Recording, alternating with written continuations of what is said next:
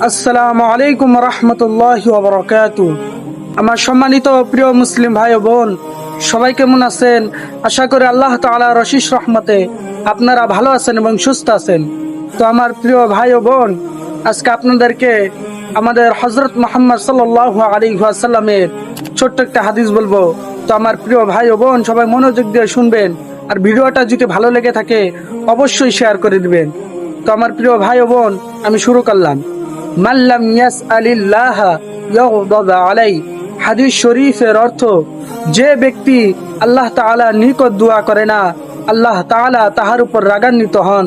তো আমার প্রিয় ভাই ও বোন, আল্লাহ তাআলার কাছে বেশি বেশি করে দোয়া করবেন, বেশি বেশি করে চাইবেন, আল্লাহ তাআলা খুশি হবেন। তো আমার প্রিয় ভাই ও বোন, আল্লাহ তাআলা সবাইকে এই হাদিসের উপর আমল করার তৌফিক দান করুক, আমিন। আসসালামু আলাইকুম রহমতুল্লাহি ওয়া বারাকাতুহু।